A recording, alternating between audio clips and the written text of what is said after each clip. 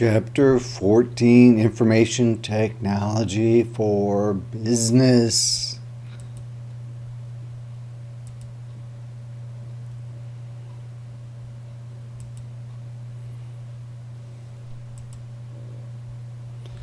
When we talk about providing flexibility for customization, we're talking about creating new manufacturing capabilities that offer customers greater variety. Mass customization. An example of that is some of the cereals that are out now. You may have, Crunch or Captain Crunch, and you may have Captain Crunch with Crunch Berries, and sometimes you just have just the Crunch Berries. I think they call them Oops. And so they can do some customization. And there's a number of products that are like that. You see a lot of different variations of them.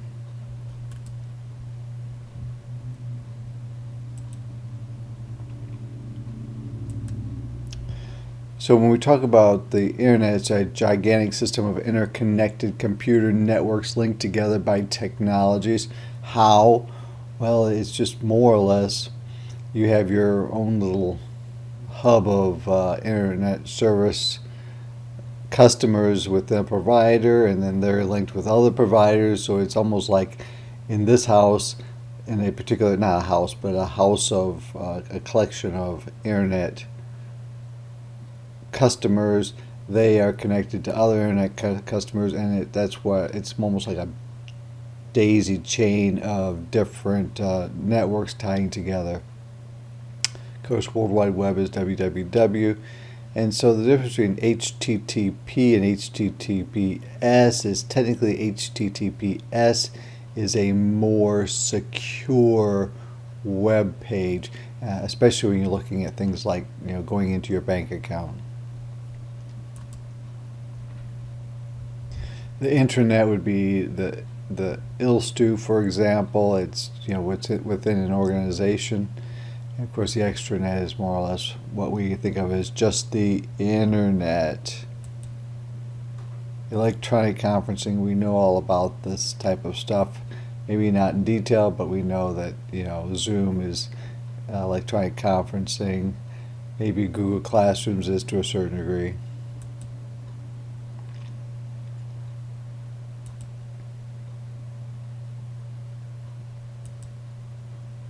Just a lot of vocabulary in this chapter.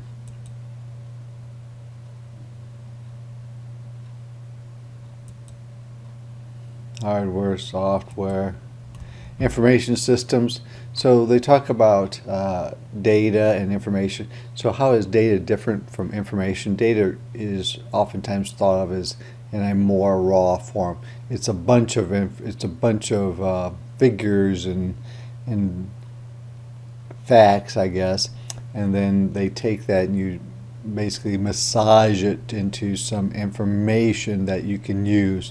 So, for example, you might say, well, I work at a meat counter and I weigh slices of ribeye. Well, you may have 2.2 pounds, 2.3 pounds, 2.8 pounds, 2.5 pounds.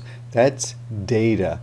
Information could be, well, the average weight is 2.4 or whatever it happens to be, and that's more of an information. You can do something with it.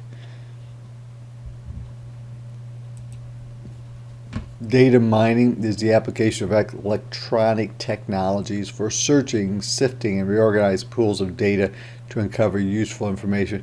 So why is this important?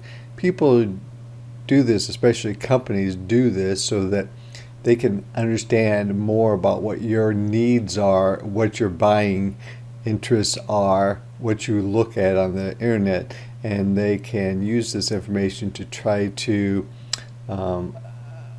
connect you with not customers, companies that provide that service. So let's say that you're interested in stocking hats. Well, you might be looking at stocking hats and articles and reviews on stocking hats, and so they might be able to do some data mining and say, this person seems to be maybe in the market for hats. So let me go ahead and try to pull this information out and see what kind of hats are most important to them, and maybe even recommend some hats to them. But again, really the end goal of data mining in most cases is to try to pull out information that companies can use to lure you or entice you to buy their products in many cases. Computer-aided design, they call that CAD. Computer-aided manufacturing is CAM.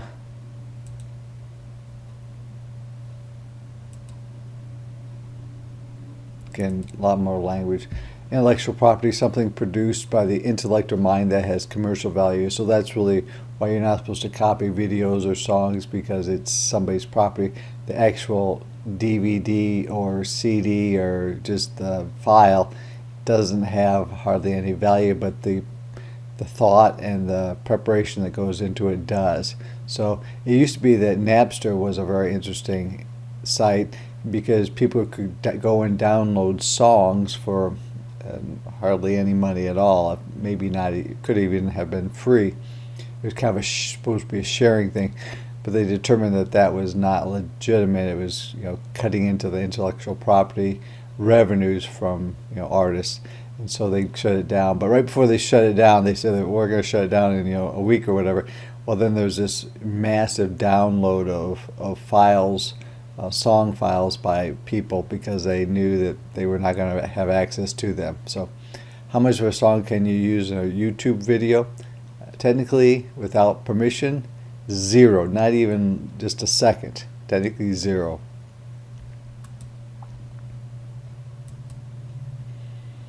We talk about cyberbullying.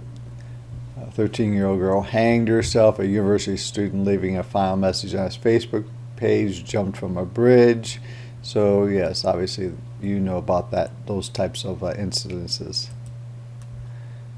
The company does have access to all emails sent, received, and stored on its IT system. So if you're at work or even at school, that if you send an email on an ISU account or a company's account, that you work for, they have access to that. So use caution.